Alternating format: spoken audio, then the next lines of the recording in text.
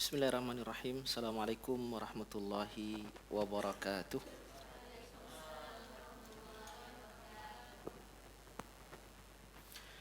Alhamdulillahilladzi anara quluba ibadihil muttaqin binuri kitabihil mubin wa anzala ma'ahumul kitaba wal hikmah wa in kanu min qablu lafi dhalalin mubin. Asyhadu an la ilaha illallah dzul quwwatil matin wa asyhadu anna Muhammadan abduhu wa rasuluhu rahmatan lil alamin. Allahumma salli wa sallim wa barik alaihi wa ala alihi wa ashabihi ajma'in, amma ba'd. Qala ta'ala, a'udzu billahi minasy syaithanir rajim. Bismillahirrahmanirrahim. Innallaha wa malaikatahu yusholluna 'alan nabi ya ayyuhalladzina amanu shallu 'alaihi wa sallimu taslima. Amma ba'd. Ikhwatal iman rahimakumullah, puji dan syukur kita panjatkan kehadiran Allah Subhanahu wa taala atas segala nikmatnya ke dalam kehidupan kita. Semoga kita termasuk hamba-hambanya yang senantiasa bersyukur atas nikmat Allah Subhanahu wa taala, supaya Allah Subhanahu wa taala menambah nikmat di dalam kehidupan kita. Dan nikmat itu tidak selalu soal materi, ya. Nikmat itu tidak selalu soal kesenangan, ya. Tapi nikmat itu maknanya luas, ya. Sehat adalah nikmat, ya. Keluarga yang bahagia adalah nikmat. Juga nikmat di dalam melaksanakan ketaatan kepada Allah Subhanahu wa taala, itu juga merupakan sebuah nikmat dari Allah Subhanahu wa taala. Salawat beriring salam semoga selalu tercurah kepada suri teladan kehidupan kita, Nabi Muhammad sallallahu alaihi wasallam, kepada keluarga dan para sahabatnya hingga yaumul qiyamah. Ikhwatal iman yang dimuliakan Allah Subhanahu wa taala, pada hari ini insyaallah kita akan melanjutkan kajian sebuah buku kecil yang ditulis oleh Dr. Fadl Ilahi yang judulnya adalah Man tusalli alaihimul malaikah wa man tal'anuhum, yang dalam bahasa Indonesia artinya adalah orang-orang yang didoakan oleh para malaikat dan orang-orang yang dilaknat oleh para malaikat. Jadi ada orang-orang yang mendapatkan keberkahan dengan didoakan oleh para malaikat, tentunya dengan doa-doa yang baik kepada Allah Subhanahu wa taala, dan doa malaikat adalah doa yang mustajab. Namun di sisi yang lain ada pula orang-orang yang didoakan oleh malaikat dengan doa yang buruk, ya, dengan doa laknat, ya. Hunaka su'ada alladzina tusalli alaihim malaikatur rahman wa tad'u lahum. Ada orang-orang yang berbahagia karena mendapatkan doa dari para malaikat Allah Subhanahu wa taala dan salawat dari mereka. Wa qad akhbarallahu azza wa jalla wa rasuluhul karim sallallahu alaihi wasallam anhum. Dan Allah Subhanahu wa taala sudah mengkhabarkan kepada kita melalui kitabullah dan juga melalui Rasulullah sallallahu alaihi wasallam tentang siapa saja mereka yang memperoleh salawat dan doa daripada para malaikat. Wa min ulaika su'ada, di antaranya yang sudah kita lewati pembahasannya adalah yang pertama adalah man bata tahira, yaitu orang yang tidur di malam hari dalam keadaan tahur, dalam keadaan suci. Jadi berwudu sebelum tidur. Sudah kita lalui pembahasannya. Yang kedua, man qa'ada fi intidharis shalah, yaitu orang yang duduk menunggu datangnya waktu salat. Dia juga mendapatkan doa malaikat dengan doa Allahumma ighfir lahu, Allahumma arhamhu. Ya Allah, berikan ampunan kepadanya dan berikan rahmat dan kasih sayangmu kepadanya. Yang ketiga, man kana fi sufufil mutaqaddimah fi shalah, yaitu orang-orang yang berada di shaf paling depan di dalam salat berjamaah. Yang keempat, man kana fi mayaminis sufuf fi shalah, yaitu orang-orang yang berada di shaf yang sebelah kanan di dalam salat. Yang kelima, man wasala shaf, yaitu orang yang menyambung shaf. Karena shaf salat itu tidak boleh dibiarkan kosong. Jadi kalau shaf di depan kita dalam keadaan kosong, maka kita harus memenuhi shaf itu. Dan tidak perlu menyuruh orang lain, kita sendiri yang mengisi shaf itu. Karena al-itharu bil ibadah mamnu'. Mendahulukan orang lain di dalam beribadah itu hukumnya terlarang. Jadi kita sendiri yang berinisiatif untuk mengisi shaf yang masih kosong. Meskipun dalam keadaan sedang salat. Atau kalau ada jamaah di depan kita yang batal di tengah salatnya lalu dia keluar, maka yang belakang harus maju untuk mengisi shaf yang kosong yang di depan. Karena malaikat mendoakan orang-orang yang menyambung shaf di dalam salat. Yang keenam, man kana fi salatil jamaah waktu ta'minil malaikah inda qiraatil imam al-Fatihah. Yaitu orang-orang yang berada di dalam salat jamaah ketika imam selesai membaca Al-Fatihah lalu dia mengucapkan amin. Karena orang yang aminnya sama dengan aminnya malaikat, ghufira lahu ma taqaddama min dzambi, akan diampuni dosa-dosanya yang telah berlalu. Hadis riwayat Imam Bukhari. Itu 6 golongan yang memperoleh doa kebaikan dan salawat daripada malaikat Allah Subhanahu wa taala yang sudah kita lewati pembahasannya. Dan insyaallah pada pertemuan kali ini kita akan melanjutkan pada golongan yang berikutnya, yaitu orang-orang yang berbahagia karena mendapatkan doa daripada para malaikat. Sekarang yang ketujuh, man jala fi musallahu ba'da shalah, yaitu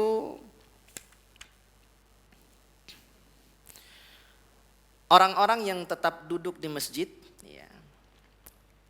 man jalasa fi musallah ba'da shalah, yaitu orang-orang yang tetap duduk di tempat salatnya ba'da shalah, setelah dia selesai mengerjakan salat. Di antara dalil yang mendasari hal ini, yang pertama adalah hadis yang diriwayatkan oleh Imam Ahmad rahimahullahu taala dari Abu Hurairah radhiyallahu taala anhu, bahwa Rasulullah sallallahu alaihi wasallam bersabda, al-malaikatu tusalli ala ahadikum madama fi musallahu alladhi shalla fihi ma lam yuhdis. Allahumma ighfir lahu, Allahumma arhamhu. Hadis ini diriwayatkan oleh banyak perawi, termasuk juga di antaranya adalah Imam Bukhari dan Imam Muslim. Para malaikat tusalli, itu berselawat, ala ahadikum, kepada salah seorang di antara kalian, madama fi musallah, yang tetap berada di masjid tempat dia salat. Jadi selesai salat dia tidak langsung bangun, tapi dia duduk. Ma lam yuhdis, selama wudunya belum batal. Kemudian para malaikat berkata, Allahumma ighfir lahu, ya Allah berikan ampunanmu kepada orang ini, Allahumma arhamhu, dan curahkan kasih sayangmu kepada orang ini. Jadi ini hadis yang mendasari tentang doa-doa para malaikat bagi orang-orang yang tetap berada di shaf untuk setelah dia selesai mengerjakan salatnya. Tetap berada di masjid, duduk di masjid selesai dia mengerjakan salat. Maka selesai salat itu kita tidak boleh keburu-buru kemudian langsung bangun, tapi selesai salat kita berzikir dulu. Kita membaca zikir, sebagaimana zikir yang diajarkan oleh Rasulullah sallallahu alaihi wasallam, mulai dengan istighfar 3 kali, astagfirullah, astagfirullah, astagfirullah, kemudian Allahumma antas salam wa minkas salam tabarak tayadzal jalali wal ikram. Kemudian membaca la ilaha illallah wahdahu la syarikalah, lahul mulku wa lahul hamdu wa huwa ala kulli syai'in qadir. Allahumma la mani alima a'taita wa la mu'tiya lima mana'ata wa la yanfa'u dzal jaddi minkal jadd dan seterusnya hingga akhir. Ya. Ditutup dengan surat Al-Ikhlas. Ya. Membaca tasbih 33, kemudian tahmid 33, kemudian apa lagi? Subhanallah, alhamdulillah, Allahu Akbar. Takbir 33 kali, kemudian disempurnakan dengan kalimat La ilaha illallah wahdahu la syarikalah, lahul mulku wa lahul hamdu yuhyi wa yumit, wa huwa ala kulli syai'in qadir. Ya, dan seterusnya. Jadi berzikir. Ya. Karena kadang-kadang kita saksikan sebagian jamaah yang sedang salat, begitu selesai salam, ambil HP di kantong, kemudian baca berita, balas WA, jadi lupa berzikir kepada Allah Subhanahu wa taala. Karena terlalu sibuk dengan urusan dunia. Salatnya dia tinggalkan karena dunia. Salat pun dia begitu selesai salat langsung kembali ingat dunia. Jadi dia tidak punya waktu yang khusus untuk Allah Subhanahu wa taala. Terlalu sibuk dengan urusan dunia. Jadi baru selesai salam, buka HP, baca WA, baca berita, kemudian buka tugas pekerjaan dan seterusnya. Ya. Ini sering kita saksikan yang seperti ini. Namun tidak sedikit juga selesai sholat, buka HP, ternyata dia baca zikir. Ya. Karena zikirnya barangkali belum dihafal, kemudian dia membaca di dalam handphonenya. Ya. Ini bagus. Ya. Jadi selesai sholat, usahakan kita tetap berada di tempat sholat selama tidak ada kepentingan yang mendesak di rumah kita. Karena malaikat akan mendoakan orang-orang yang tetap berada di tempat sholatnya selama dia tidak batal dari wudunya. Malam yuhdis, selama dia tidak batal wudunya. Kalau batal wudunya gimana? Ambil wudu lagi. Agar selalu dalam keadaan suci sehingga senantiasa mendapatkan doa dari para malaikat. Ya. Kemudian hadis yang kedua, Imam Ahmad meriwayatkan dari Abu Abdurrahman, ia mengatakan, aku mendengar Ali bin Abi Thalib berkata, Rasulullah sallallahu alaihi wasallam bersabda, innal abda idza jalasa fi musallahu ba'da shalah sallat alaihi malaikah. Ya. Jadi apabila seorang hamba duduk di masjid ba'da shalah, selesai dia mengerjakan salat, salat alaihi malaikah, maka para malaikat pun berselawat kepadanya. Wa salatuhum alaihi, di antara salawat atau doa malaikat bagi mereka adalah Allahumma ighfir lahu, Allahumma arhamhu. Semoga Allah Subhanahu wa taala mengampuni orang ini dan semoga Allah merahmati orang ini. Wa in jalasa yantaziru shalah salat alaihi malaikah. Demikian pula ketika dia duduk untuk menunggu datangnya waktu salat, malaikat pun berdoa baginya. Wa salatuhum alaihi, dan di antara bunyi doanya adalah doa yang sama. Allahumma ighfir lahu, Allahumma arhamhu. Jadi ini doa yang diucapkan oleh malaikat bagi orang-orang yang tetap duduk seusai dia mengerjakan salat atau dia duduk untuk menunggu waktu salat. Jadi ada dua keutamaan. Yang pertama adalah duduk menunggu datangnya waktu salat. Maka malaikat berdoa, ini sudah kita lalui pembahasannya pada poin yang kedua. Orang-orang yang menunggu waktu salat mendapatkan doa malaikat, Allahumma ighfir lahu, Allahumma arhamhu. Nah, seusai salat dia tetap duduk di tempat salatnya, maka malaikat juga berdoa dengan doa yang sama sebagaimana ketika dia menunggu datangnya waktu salat. Ya. Allahumma ighfir lahu, Allahumma arhamhu. Semoga dia mendapatkan maghfirah atau ampunan dari Allah Subhanahu wa taala dan mendapatkan rahmat. Dan rahmat itu adalah syarat bagi kita untuk masuk surga.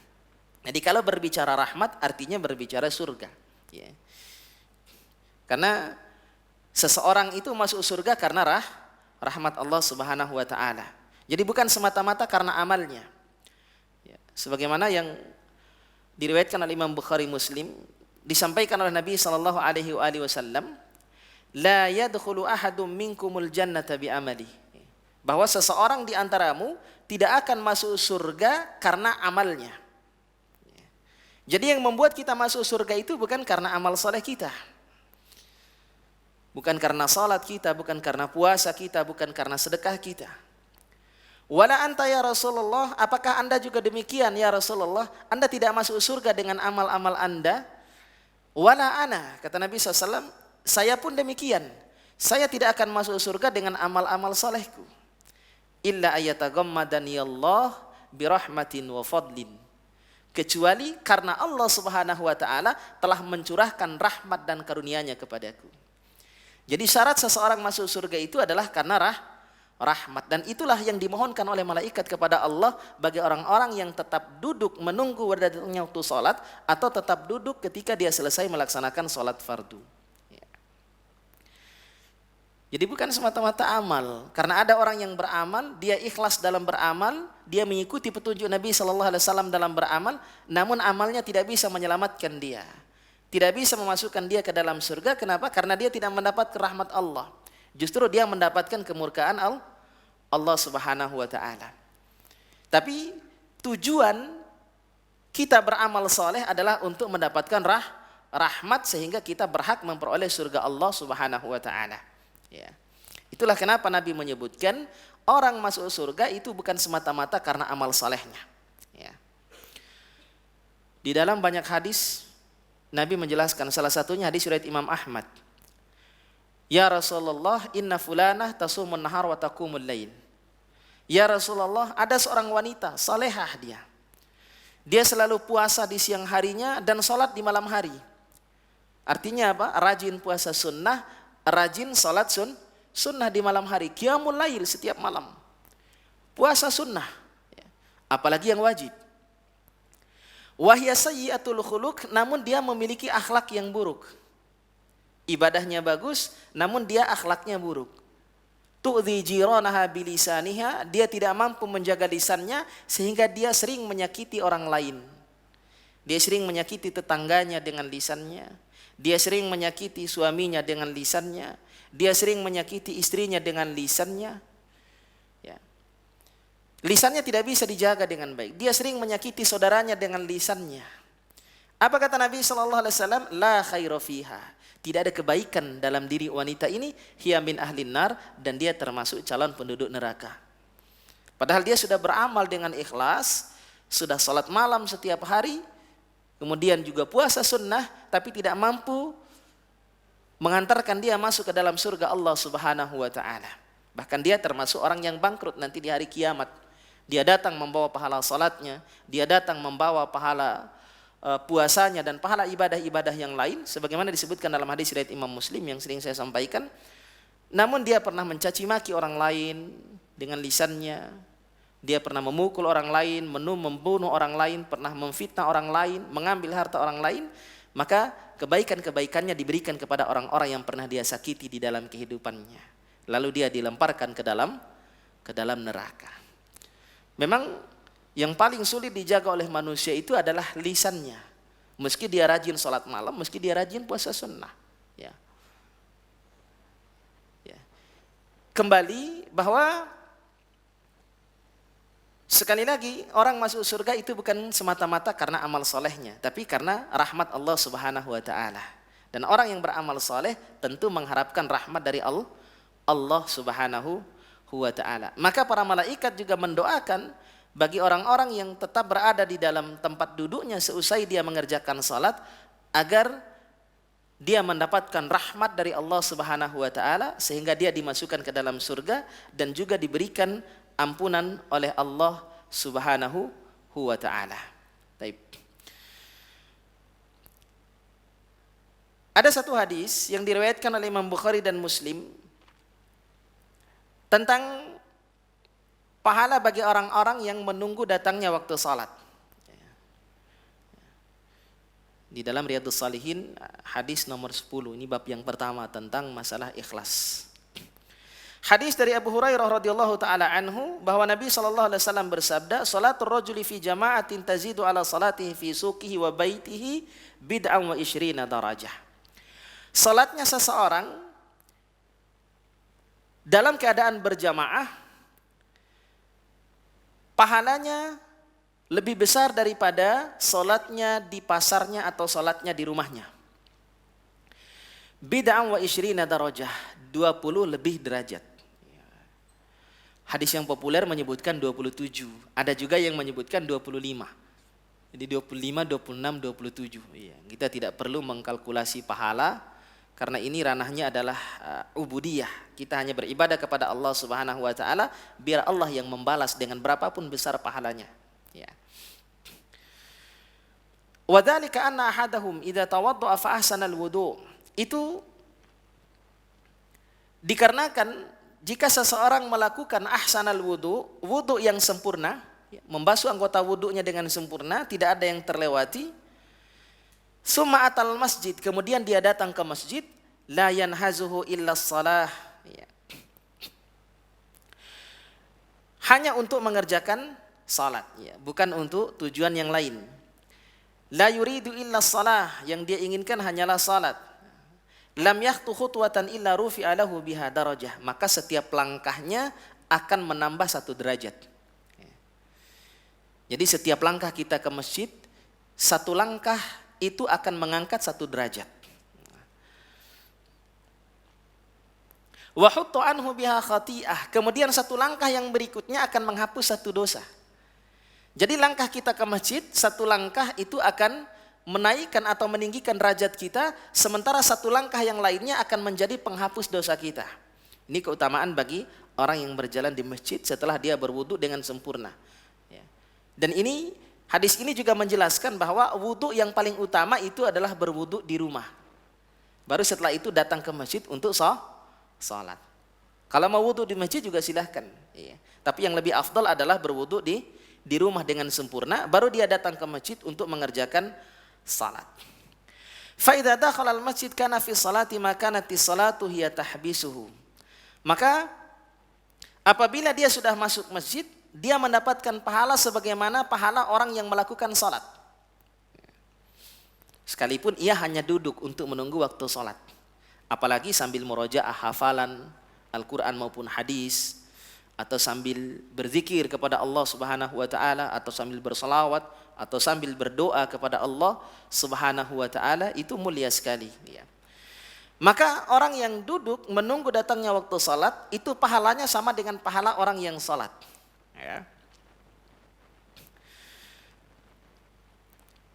Selama salat itu yang menjadi tujuannya. Selama salat itu yang menjadikan dia untuk tetap berada di masjid. Wal malaikatu yusholluna ala ahadikum madama fi majlisihi alladhi shalla fi, dan para malaikat itu berselawat dan berdoa kepada salah seorang di antaramu selama berada di dalam tempat salatnya.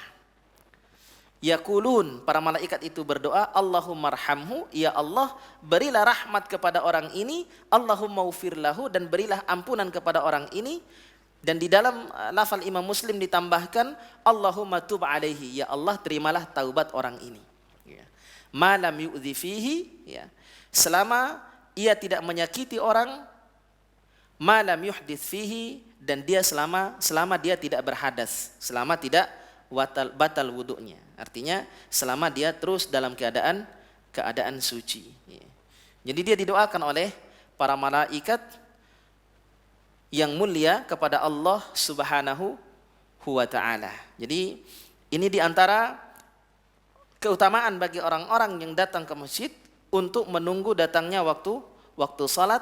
Maka yang pertama, dia mendapatkan pahala sebagaimana pahala orang yang salat. Yang kedua, dia didoakan oleh para malaikat dengan ampunan dan rahmat dari Allah, dan agar diterima taubatnya oleh Allah Subhanahu wa taala.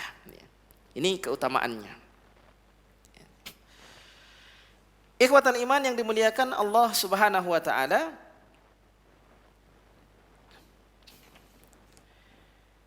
kemudian Imam Ahmad rahimahullahu taala juga meriwayatkan dari Atha bin Abi Sa'ib, ia berkata, aku mengunjungi Abdurrahman As-Sulami.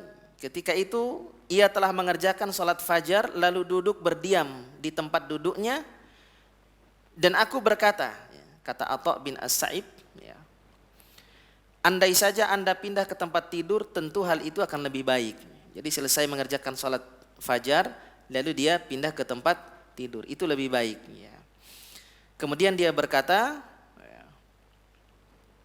Abdurrahman As-Sulami berkata, aku telah mendengar Ali bin Abi Thalib radhiyallahu taala anhu mengatakan bahwa Rasulullah sallallahu alaihi wasallam bersabda, "Man shallal fajra thumma jalasa fi musallahu sallat alaihi al-malaikah wa salatuhum alaihi Allahumma ighfir lahu Allahumma arhamhu." Ya. Siapa yang salat fajar lalu ia duduk di masjid, maka malaikat bersalawat kepadanya, dan di antara salawat dan doa malaikat baginya adalah Allahumma ighfir lahu Allahumma arhamhu. Ya Allah, berilah ampunan kepadanya dan berilah rahmat kepadanya. Wa may yantadhiru shalah salat alaihi malaikah. Demikian pula bagi orang yang menunggu datangnya waktu salat, maka para malaikat pun berdoa kepadanya, berdoa untuknya, Allahumma ighfir lahu Allahumma arhamhu. Ya Allah, berilah ampunan baginya dan berilah rahmat kepadanya. Ya. Ini di antara beberapa hadis yang disebutkan oleh Imam Ahmad rahimahullahu taala di dalam kitab Al-Musnadnya tentang keutamaan bagi orang-orang yang menunggu datangnya waktu salat, atau orang-orang yang tetap berada di tempat salatnya setelah dia selesai mengerjakan salat. Ikhwatal iman yang dimuliakan Allah Subhanahu wa taala, apa pelajaran dari hadis-hadis yang disampaikan oleh Nabi sallallahu alaihi wasallam? Yang pertama, bahwa malaikat itu selalu hadir di dalam majlis-majlis kebaikan. Ya. Nanti di pembahasan yang lain juga dijelaskan bahwa malaikat itu membentangkan sayapnya berdoa kepada Allah, termasuk seluruh makhluk Allah yang ada di langit, yang ada di bumi, termasuk ikan di lautan, mendoakan bagi orang-orang yang berada di dalam majlis ilmu. Jadi malaikat selalu datang dan hadir di dalam majlis-majlis kebaikan. Dan dia tidak akan datang kepada majlis-majlis keburukan, majlis gibah, majlis riba, kemudian majlis fitnah, majlis apa lagi? Ya. Majlis adu domba dan seterusnya. Ya. Nah, malaikat itu datang dengan tujuan adalah untuk mendoakan orang yang menunggu datangnya waktu salat, dan ingat doa malaikat itu pasti mustajab. Ya. Jadi doanya tadi adalah Allahumma ighfir lahu Allahumma arhamhu. Ya, itu doa atau permohonan malaikat kepada Allah bagi orang-orang yang duduk menunggu datangnya waktu salat, atau orang-orang yang tetap duduk di tempat salatnya selesai dia mengerjakan salat, tidak langsung pulang ke rumah. Ya. Tidak terburu-buru. Ya. Dan syarat untuk mendapatkan doa malaikat, ya, sebagian disebutkan dalam hadis-hadis tadi. Yang pertama adalah duduk untuk menunggu sholat fardu yang berikutnya setelah dia menunaikan sholat. Umumnya kita sering mendapati di masjid-masjid, biasa para jamaah selesai melaksanakan sholat maghrib itu tidak pulang ke rumah, lanjut sampai sholat isya. Karena memang waktunya tidak terlalu jauh jaraknya. Hanya sekitar 45 menit sampai 1 jam ya, antara selesainya waktu maghrib dengan waktu isya. Ya. Maka banyak kita temukan di masjid-masjid, termasuk di masjid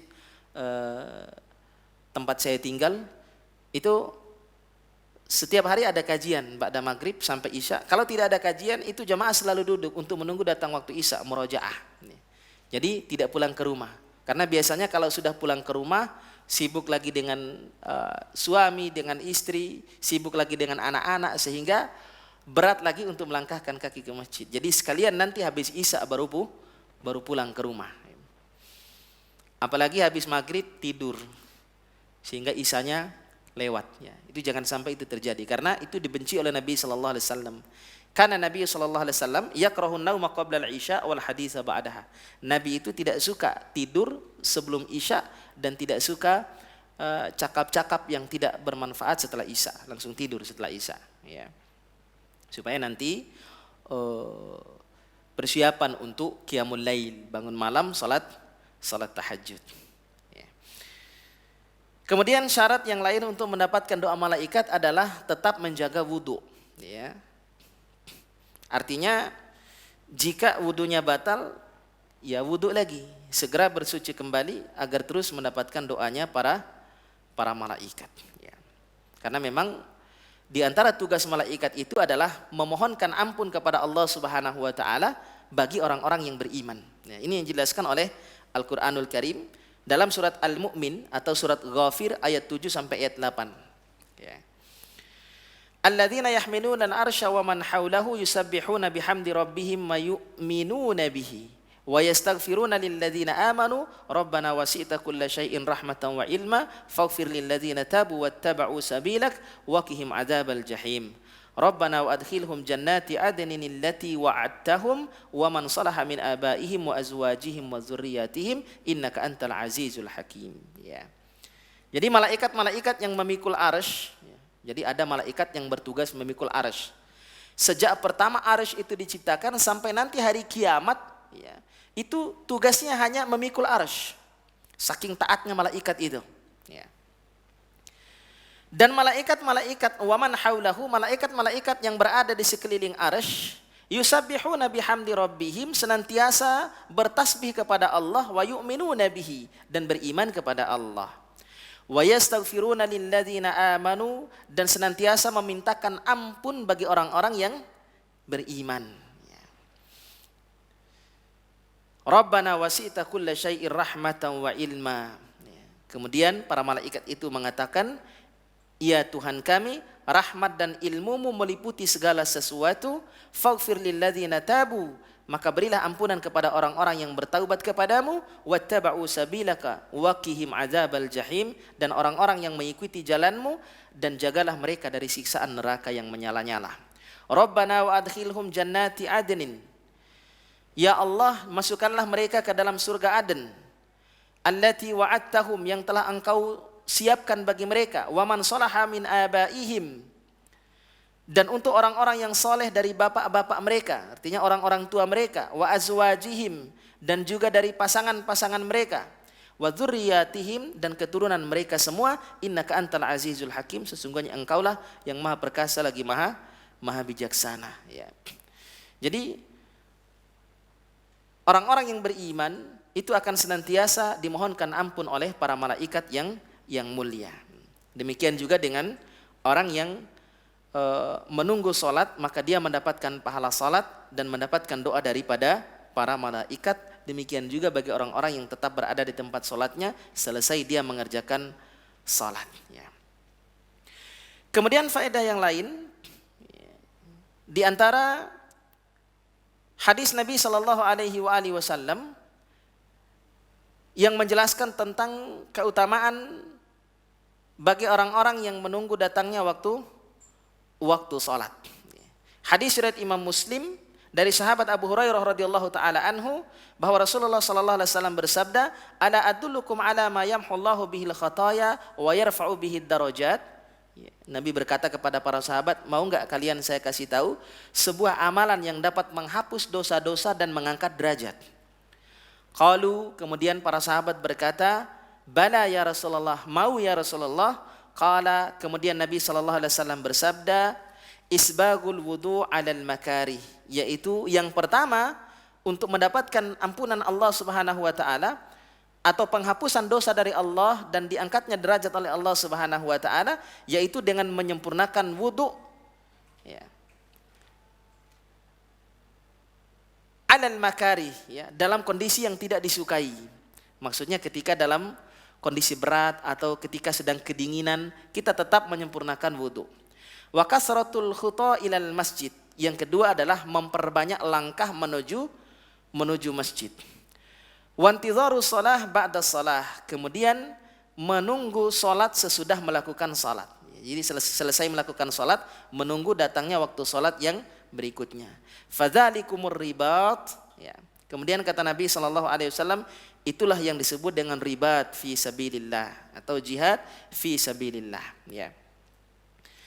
Jadi ini diantara keutamaan yang dijelaskan oleh Allah dan Rasulullah sallallahu alaihi wasallam bagi orang-orang yang senantiasa berada di tempat salatnya setelah dia mengerjakan salat atau dalam rangka untuk menunggu datangnya waktu salat. Ikhwatan iman yang dimuliakan oleh Allah Subhanahu wa taala, ya. Jadi dapat disimpulkan bahwa di antara golongan orang yang mendapatkan doa para malaikat adalah orang-orang yang tetap duduk di masjid selama wudunya tidak batal, ya. Rasulullah sallallahu alaihi wasallam telah mengabarkan bahwa tetap duduk di masjid seusai salat termasuk amalan yang menjadi bahan pembicaraan para malaikat. Ya. Jadi para malaikat itu tentu ingin membawa amalan ini ke langit, dan ini merupakan amalan yang dapat menghapuskan dosa. Ya. Maka siapa saja yang melakukan amalan tersebut, niscaya ia akan hidup dengan baik dan wafat pun dengan keadaan yang baik, serta kesalahannya akan dibersihkan seperti anak yang baru dilahirkan oleh ibunya. Ya. Imam Tirmidzi rahimahullahu taala meriwayatkan sebuah hadis dari Ibnu Abbas radhiyallahu taala anhuma bahwa Rasulullah sallallahu alaihi wasallam bersabda, "Tadi malam Rabbku mendatangiku dalam wujud yang paling indah." Ya. Di dalam mimpi Nabi sallallahu alaihi wasallam. Ya. Lalu Allah berfirman, "Wahai Muhammad, apakah engkau tahu apa yang menjadi bahan pembicaraan al-mala'ul a'la?" Al-mala'ul a'la itu adalah gelar untuk para malaikat. Ya. Kemudian aku menjawab, "Aku tidak tahu." Maka Allah pun meletakkan tangannya di antara kedua pundakku, maka aku pun dapat mengetahui apa yang ada di langit dan di bumi. Lalu Allah berfirman, "Wahai Muhammad, tahukah engkau apa yang menjadi bahan pembicaraan para malaikat?" Aku menjawab, "Ya, aku tahu. Mereka membicarakan al-kafarat." Apa itu al-kafarat? Yaitu berdiamnya seseorang di masjid selesai salat. Kemudian melangkahkan kaki menuju salat berjamaah dan menyempurnakan wudhu dalam kondisi yang tidak disukai, dalam kondisi yang sangat dingin. Biasanya di tempat-tempat yang ada musim dinginnya. Kalau di Indonesia kan tidak ada musim dingin. Kalau di Arab itu ada musim dingin, ya, berkisar antara November, Desember sampai Januari. Sampai saat ini masih musim dingin, ya, di Saudi. Jadi ketika dalam keadaan dingin biasanya malas berwudu. Maka orang-orang yang menyempurnakan wudu, dan ini amalan yang ringan, amalan yang dilihat sepele tapi pahalanya luar biasa dan bahkan menjadi perbincangan para malaikat. Siapa saja yang mengerjakannya maka ia akan hidup dengan baik dan wafat pun dengan baik, serta dosa-dosanya akan keluar seperti pada hari ia dilahirkan dari rahim ibunya. Ya.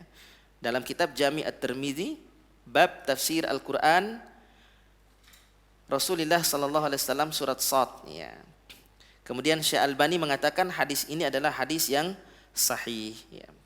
Jadi begitu besar pahala orang-orang yang melakukan 3 amalan itu: menyempurnakan wudu, melangkahkan kaki menuju masjid, kemudian tetap duduk seusai melaksanakan salat di tempat salatnya. Ya. Ya. Maka orang-orang yang senantiasa berada di dalam masjid selesai dia melaksanakan salat atau untuk menunggu waktu salat, dia akan mendapatkan doa daripada para malaikatnya. Nah, kemudian untuk mendapatkan salawat atau doa dari para malaikat, apakah disyaratkan untuk tetap berdiam di masjid? Atau bisa diperoleh mungkin ketika kita berpindah-pindah masjid. Mungkin salat maghribnya di masjid ini, kemudian selesai salat maghrib, berzikir, lalu dia berpindah ke masjid yang lain untuk menunggu datangnya waktu salat isya. Tentu yang paling utama adalah berada di tempat yang sama, di masjid yang sama. Ya. Maka dijelaskan oleh Ibnu Hajar dan juga Al-Allamah Al-Aini ketika menjelaskan sabda Rasulullah sallallahu alaihi wasallam, "Fa idza shalla lam tazalil malaikatu tusalli alaihi madama fi musallah." Ya. Ya. Nabi SAW bersabda, jika seseorang mengerjakan salat, para malaikat senantiasa berselawat baginya selama ia berada di tempat salatnya. Ya. Ibnu Hajar mengatakan di dalam kitabnya Fathul Bari Syarah Sahih Bukhari, karena hadis ini diriwayatkan oleh Imam Bukhari. Jadi makna musalla itu artinya adalah tempat yang biasa digunakan untuk salat. Ya. Biasanya adalah dalam bentuk masjid. Ya. Maka seandainya seseorang berpindah ke masjid lain dengan tetap berniat untuk menunggu waktu salat, ya, niatnya adalah tetap menunggu waktu salat dan tetap menjaga wudunya, maka ia pun tetap meraih pahala yang dijanjikan oleh Allah Subhanahu wa taala baginya. Dia akan tetap mendapatkan doa daripada para malaikat. Kemudian Imam Al-Aini berkata di dalam kitabnya adalah Umdatul Qari. Umdatul Qari ini adalah juga salah satu syarah Sahih Bukhari selain Fathul Bari. Ya. Beliau mengatakan lafaz musalla ya, itu adalah sebuah tempat yang digunakan untuk mengerjakan salat. Ya. Ya. Jadi sama dengan apa yang disampaikan oleh Imam Ibnu Katsir. Apabila seseorang berpindah ke masjid lain dengan tetap berniat untuk menunggu salat, maka ia tetap meraih pahala yang dijanjikan oleh Allah Subhanahu wa taala baginya. Ya. Jadi dia akan mendapatkan pahala meskipun dia berpindah ke masjid yang lain selama niatnya adalah menunggu salat dan tetap menjaga wudunya. Kemudian pertanyaan yang berikutnya, ini khusus untuk para wanita atau para muslimah. Ya. Kalau tadi berbicara tentang keutamaan bagi laki-laki yang sholat berjamaah di masjid, karena laki-laki itu diharuskan untuk sholat berjamaah di masjid. Bahkan pendapat jumhur mengatakan sholat berjamaah di masjid bagi laki-laki itu hukumnya fardu ain, ya, kecuali ada uzur, hujan, safar, sakit, corona, nah, itu semuanya uzur. Selama tidak ada uzur, maka bagi laki-laki yang sudah balik, yang muslim, maka berakal dia wajib fardu ain hukumnya untuk sholat berjamaah di masjid. Jadi jangan sholat di rumah. Kalau bapak sholat di rumah berarti lelaki solehah itu namanya. Sholatnya di rumah. Karena yang sholat di rumah itu adalah perempuan. Apakah para muslimah yang biasa duduk di tempat sholat di rumahnya juga mendapatkan pahala seperti yang dijanjikan bagi kaum laki-laki yang tetap duduk di masjid? Ya. Yaitu mendapatkan salawat daripada para malaikat. Ya. Kemudian dengan karunia Allah Subhanahu wa taala tentu para muslimah juga akan memperoleh pahala yang dijanjikan sebagaimana pahala yang diperoleh laki-laki. Karena bagi perempuan tidak diwajibkan untuk mendatangi masjid. Ya. Jadi bagi perempuan itu tidak dianjurkan untuk datang ke masjid, kecuali kalau dia sekali-kali ingin salat di masjid maka jangan dilarang. Ya, apabila ada istri mau meminta izin kepadamu untuk salat di masjid maka jangan dilarang. Tapi tentu yang lebih utama bagi perempuan adalah salat di rumah. Ya. Karena salat di rumah itu lebih utama dibandingkan dengan salat di masjid. Maka itulah duduk di tempat salat mereka di rumah tentu akan lebih baik daripada duduk di masjid ya, bagi perempuan. Ya. Wallahu taala a'lam bishawab. Ya. Ikhwatal iman yang dimuliakan Allah Subhanahu wa taala, ini golongan yang ketujuh yang mendapatkan doa dan selawat daripada para malaikat. Ya. Ya. Yaitu orang-orang yang tetap duduk seusai salat atau duduk menunggu datangnya waktu salat di masjid, khususnya bagi laki-laki. Demikian juga ini berlaku bagi para muslimah yang memang sholat di rumahnya itu lebih utama. Artinya semakin privat, semakin tersembunyi tempatnya itu semakin baik. Ya. Bagi wanita, sholat di rumah itu lebih baik. Dan lebih baik lagi apabila dia sholat di dalam kamarnya. Artinya semakin tersembunyi itu semakin utama. Ya Allah tetap melihat, mau kita sholat dimanapun Allah pasti melihat. Ya. Karena kenapa wanita itu tidak dianjurkan untuk datang ke masjid? Karena dikhawatirkan akan berikhtilat, ya, bercampur baur dengan laki-laki yang bukan mahram. Ya. Juga menjaga atau membantu laki-laki supaya bisa menundukkan pandangan. Ya. Boleh saja kalau wanita mau sholat di masjid, boleh silahkan. Bahkan kalau ada istri yang meminta izin kepada suaminya untuk sholat di masjid, kata Nabi jangan dilarang. Tapi bagi mereka yang terbaik adalah sholat di rumah. Boleh ke masjid selama yang pertama tidak membuka aurat, yang kedua tidak memakai wangi-wangian, silahkan. Ya. Atau ada hajat mungkin mau hadir di majelis ilmu, boleh silahkan datang ke masjid. Meskipun dalam keadaan istihadah, meskipun dalam keadaan tidak suci, boleh. Ya. Wanita yang sedang menstruasi itu boleh datang ke masjid. Yang pertama selama ada hajat. Yang kedua selama dia tidak mengotori masjid. Ya. Boleh-boleh saja. Yang nggak boleh bagi wanita yang menstruasi itu yang pertama salat. Yang kedua puasa. Yang ketiga adalah berhubungan suami istri melalui al-farj. Ya.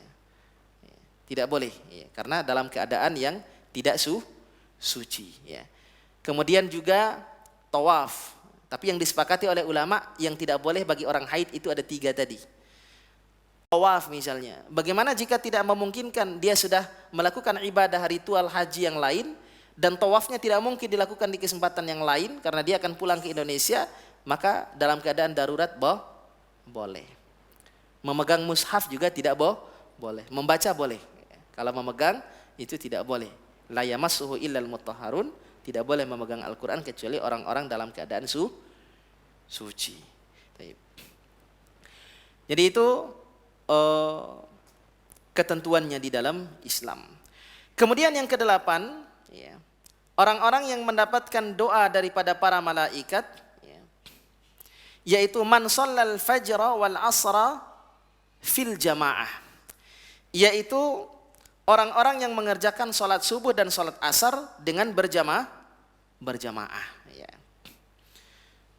Ini kelompok yang mendapatkan doa daripada para malaikat. Ya.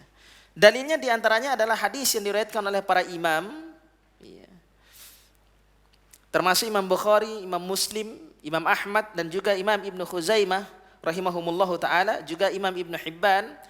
Hadis dari Abu Hurairah radhiyallahu taala anhu, Nabi sallallahu alaihi wasallam bersabda, "Yata'aqabuna fikum malaikatum bil-laili wa malaikatum bin-nahar."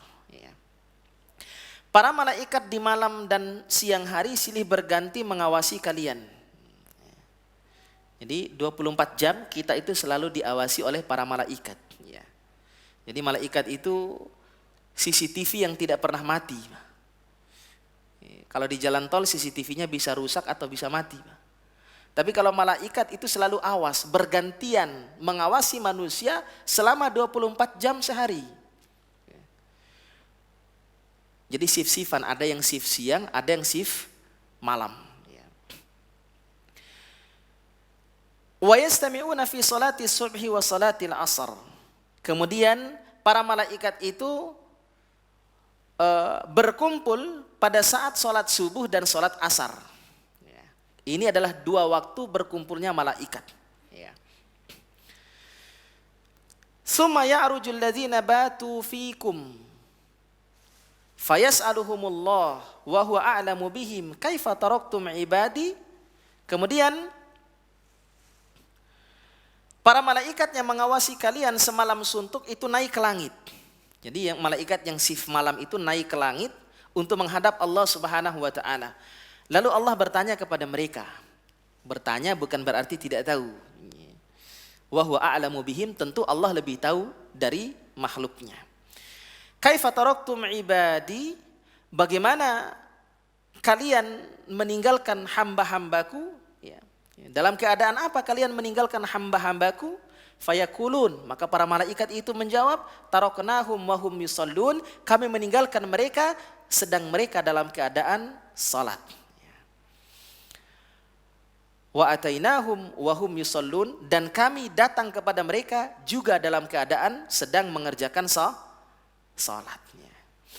Jadi hadis ini menjelaskan kepada kita bahwa malaikat itu jumlahnya banyak. Sebagaimana yang kita sampaikan di awal-awal pembahasan tentang malaikat, bahwa malaikat itu jumlahnya sangat banyak. Berapa jumlah malaikat? Tidak ada yang tahu kecuali Allah. Wa ma ya'lamu junuda rabbika illahu. Kata Allah, tidak ada yang tahu jumlah malaikat kecuali Allah. Dan nggak bisa dihitung. Karena Nabi SAW mengatakan, ketika Nabi dalam perjalanan Mi'raj dari Masjid Aqsa menuju langit ke-7, kemudian dia bertanya kepada malaikat yang menghantarnya. Ya. Nabi mengatakan, tempat apa ini? Ketika berada di langit ke-7, kemudian malaikat mengatakan, ini disebut dengan Baitul Ma'mur. Wal Baitil Ma'mur. Dijelaskan di dalam Al-Quran. Jadi ada Baitul Izzah, ada Baitul Ma'mur. Baitul Izzah itu tempatnya di langit yang pertama, yang paling dekat dengan bumi, karena langit itu ada 7 lapis. Nah sementara di langit yang paling tinggi, langit yang ke-7 disebut dengan Baitul Ma'mur. Apa itu Baitul Ma'mur? Kata malaikat, tempat sujudnya para malaikat. Ya. Disinilah para malaikat itu bersujud setiap saat, setiap hari. Sampai hari kiamat. Sejak bumi diciptakan sampai hari kiamat, itu malaikat bersujud di situ. Sejak diciptakan langit dan bumi, di Baitul Ma'mur itu malaikat bersujud. Sehari jumlah malaikat yang bersujud, kata Nabi dalam hadis itu ada 70.000 malaikat. Sehari. Kemudian hari yang berikutnya, malaikat yang bersujud tadi itu pergi. Dan tidak kembali lagi selamanya ke tempat itu. Besok 70.000 malaikat yang lain, besok 70.000 malaikat yang lain sampai hari kiamat. Ya, enggak bisa dibayangkan berapa jumlah para malaikat Allah Subhanahu wa taala. Tentu dengan tugas-tugas yang diberikan oleh Allah Subhanahu wa taala, di antaranya menjaga manusia, mengawasi manusia, ada yang bertugas mencatat amal baik dan amal buruk, ada yang bertugas mencabut nyawa dan seterusnya. Dan tentu malaikat yang paling mulia di antara seluruh malaikat adalah malaikat Jibril alaihi salatu wassalam. Ya. Seperti nama teman saya itu, Muhammad Jibril. Ya. Adiknya Israfil. Adiknya lagi namanya Mikail. Adiknya lagi namanya Ridwan. Yang sudah meninggal tuh. Jadi orang tuanya dipanggil Ustadz Abu Jibril yang tadi malam meninggal. Itu termasuk salah satu guru kami. Kita doakan semoga beliau mendapatkan rahmat dari Allah Subhanahu wa taala, rahimallahu rahmatan wasi'ah wa askanahu fasiha jannati. Ya. Jadi salah seorang ulama, dai dan mujahid fi sabilillah yang ikhlas di dalam berdakwah kepada Allah Subhanahu wa taala. Jadi itu di antara sekian banyak malaikat, ada 2 malaikat yang ditugaskan untuk selalu mengawasi. Dalam Al-Quran disebut sifatnya adalah Raqibun Atid. Ada Raqib dan Atid. Jadi Raqib itu adalah yang selalu mengawasi dan selalu mencatat. Ya. Jadi bergiliran. Dan para malaikat itu bergiliran menjaga manusia selama 24 jam. Dan waktu bergantinya shiftnya itu adalah waktu subuh dan waktu asar. Ya. Maka inilah keutamaan orang-orang yang sholat subuh dan sholat asar berjamaah. Sehingga ketika para malaikat itu naik untuk bergantian dan menghadap Allah Subhanahu wa taala, Allah bertanya, sedang apa hambaku ketika engkau tinggalkan? Dia sedang sholat. Ya.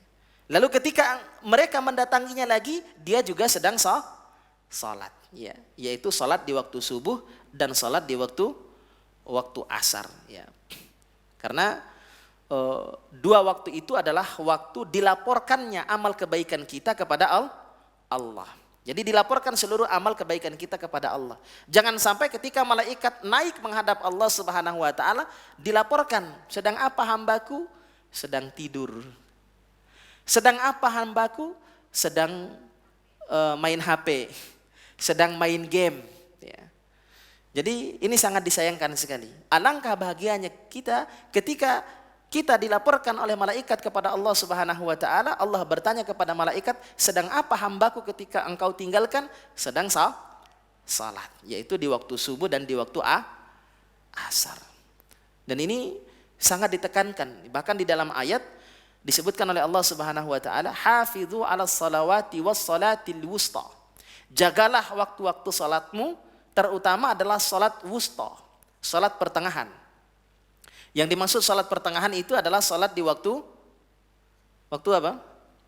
Waktu asar, karena asar itu adalah waktu pertengahan, ya. Surat Al-Baqarah ayat 238. Ya, jadi tengah-tengah.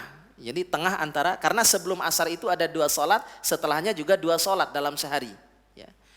Salat subuh, duhur. Kemudian tengah-tengahnya asar. Setelahnya maghrib, setelahnya isya. Maka waktu asar itu disebut dengan waktu wusta. Ini pendapat yang paling tepat menurut ulama ahli ahli tafsir. Karena Nabi Shallallahu Alaihi Wasallam juga ketika terjadi perang Ahzab, ya, lalu Nabi SAW mengatakan bahwa orang-orang kafir Quraisy itu telah menyibukkan kita dari salat wusta. Ya, karena sampai Nabi SAW ketinggalan salat asar pada waktu itu, ya, karena menggali parit di perang Ahzab itu, sehingga Nabi SAW melaknat orang-orang kafir Quraisy karena mereka lah sehingga Nabi dan para sahabat ketinggalan dari salat wusta, ya, yaitu salat asar. Ya. Kenapa ditekankan waktu subuh dan waktu asar? Ya.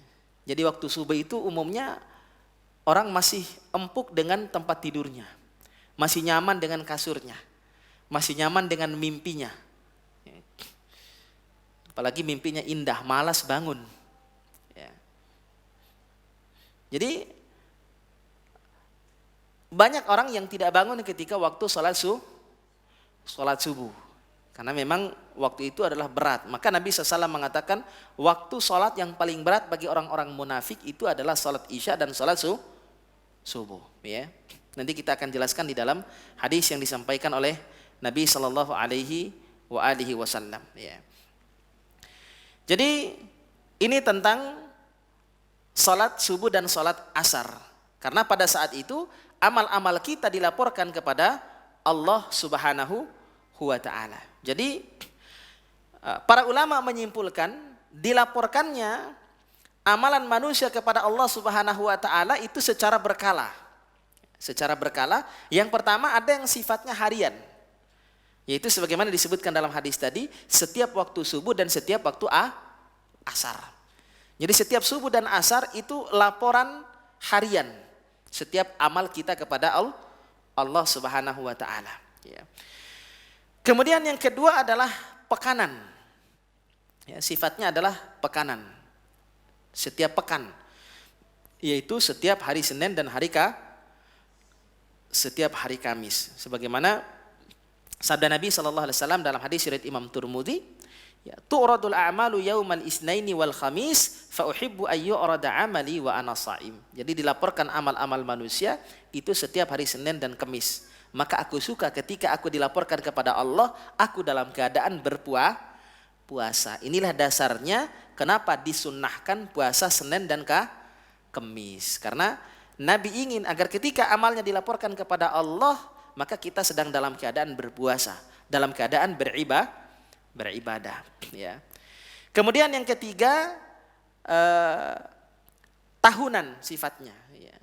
Jadi laporan tahunan, yaitu ketika berada di bulan Sya'ban. Sya'ban itu bulan sebelum bulan Ramadan. Ya. Jadi di bulan Sya'ban itu dilaporkan amal-amal kebaikan kita. Ya. Sehingga sahabat Usama bin Zaid bertanya kepada Rasulullah SAW, ya Rasulullah, aku melihat engkau begitu banyak berpuasa di bulan Sya'ban. Engkau berpuasa di bulan Sya'ban lebih banyak daripada bulan-bulan yang lainnya kecuali Ramadan. Jadi di bulan Sya'ban menuju Ramadan itu Nabi SAW itu banyak berpuasa. Kemudian kata Nabi SAW, dzalika syahrun yaghfulun nasu an. Ya. Bulan Sya'ban itu adalah bulan yang banyak dilupakan oleh orang. Ya. Kenapa? Baina Rajab wa Ramadan. Karena bulan Sya'ban itu berada di antara bulan Rajab dan bulan Ramadan. Ya. Bulan Rajab itu adalah salah satu bulan haram. Ya. Bulan haram, bulan suci dalam Islam itu ada 4, ya kan? Dzulqa'dah, Dzulhijjah, Muharram. Salah satu mutawaliyat kata Nabi, 3 bulan berturut-turut, yaitu Dzulqa'dah bulan 11, Dzulhijjah bulan 12, Muharram bulan 1. Kemudian yang kedua adalah bulan antara yang kedua, yang berikutnya yang keempat adalah bulan Rajab, ya, bulan ke-7, ya. Bulan Sya'ban itu letaknya berada di antara bulan Rajab dan bulan Ramadan. Umumnya orang rajin beribadah di 2 bulan ini. Bulan Rajab adalah bulan suci, bulan haram. Bulan Ramadan apalagi lebih besar keutamaannya. Ya. Syahrun Mubarak, bulan yang diberkahi. Maka umumnya manusia lupa pada bulan Sya'ban karena berada di pertengahan 2 bulan yang mulia. Wa huwa syahrun turfa'u fihi al-a'malu ila rabbil alamin, dan bulan Sya'ban itu adalah bulan diangkatnya amal-amal seseorang kepada Allah, ya, dilaporkannya amal-amal manusia kepada Allah Subhanahu wa taala. Fa uhibbu ayyurfa amali wa ana shaim, hadis riwayat Imam Nasa'i. Dan aku suka ketika amalku dilaporkan kepada Allah, aku juga dalam keadaan berpuasa. Maka Nabi banyak berpuasa di bulan Sya'ban, ya. Maka perbanyak puasa sunnah di bulan Sya'ban, ya. Jadi ini hadis-hadis yang menjelaskan tentang keutamaan bagi orang-orang yang sholat subuh dan sholat asar secara berjamaah. Jadi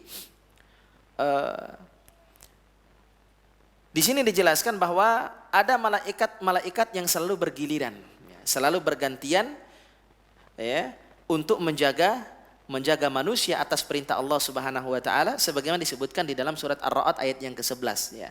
Lahu muaqibatum min baini yadayhi wa min khalfihi yahfazunahu min amrillah, ya.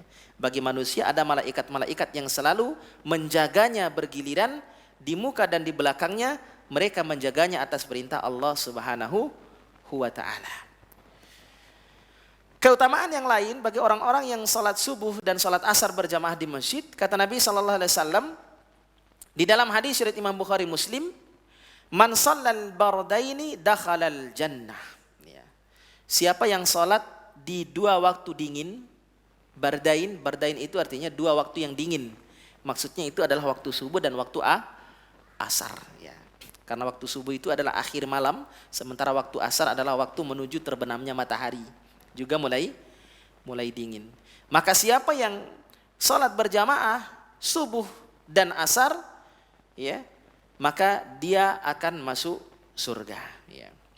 Dan Allah Subhanahu wa taala dan Rasulullah sallallahu alaihi wasallam juga menjamin bahwa orang-orang yang salat subuh dan salat asar berjamaah tidak akan disentuh oleh api neraka. Sebagaimana sabda Nabi dalam hadis riwayat Imam Muslim, la yalijan nara ahadun shalla qabla tulu'i syamsi wa qabla ghurubiha. Tidak akan masuk neraka seseorang yang salat sebelum terbit matahari, yaitu yang dimaksud adalah salat subuh, dan setelah terbenam matahari, yaitu salat dan salat sebelum terbenamnya matahari, ya, yaitu salat asar, ya. Jadi salat sebelum terbitnya matahari itu adalah salat subuh, dan salat sebelum matahari terbenam salat asar. Siapa yang mampu menjaga keduanya, maka dia tidak akan disentuh oleh api neraka sesuai dengan janji Rasulullah sallallahu alaihi wasallam. Taib.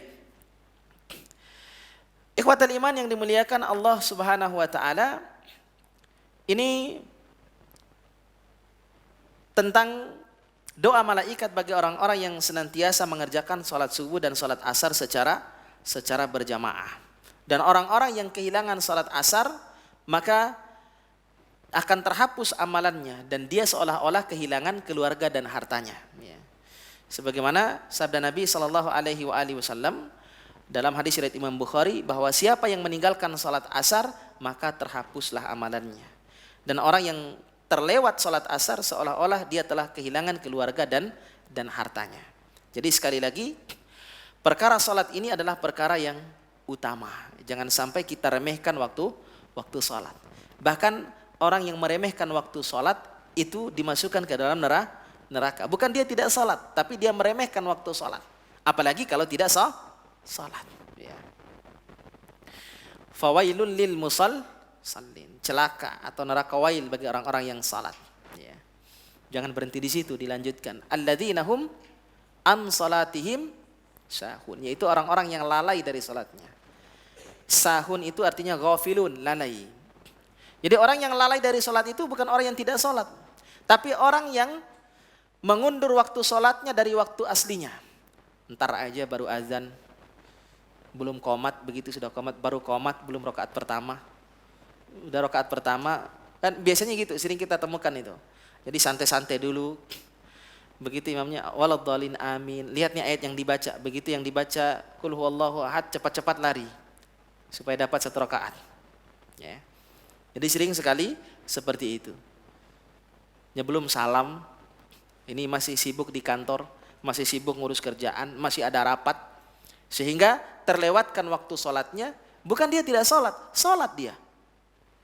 Tapi waktu sholatnya terlewat tanpa uzur, maka dia adalah orang-orang yang celaka. Apalagi yang tidak sholat. Ya. Ma salakakum fi saqar qala lam nakum minal musallin. Jadi apa yang menyebabkan orang-orang masuk ke dalam neraka sakar, kemudian mereka mengatakan kami tidak mengerjakan salat. Ya. Jadi orang-orang yang lalai dari salatnya, ya, yang mendapat kecelakaan dan neraka wail itu bukan orang yang tidak salat sekali lagi, tapi orang-orang yang menunda waktu salatnya dari waktu aslinya. Maka yang paling utama adalah as-salatu ala waqtiha, salat pada waktunya. Ya. Jadi tidak boleh diundur kecuali ada uzur yang dibenarkan oleh syariat. Jadi ini diantara keutamaan salat subuh dan salat asar. Salat subuh karena umumnya orang masih enak tidur. Salat subuhnya, bangun subuhnya malas, apalagi bangun qiyamul lail.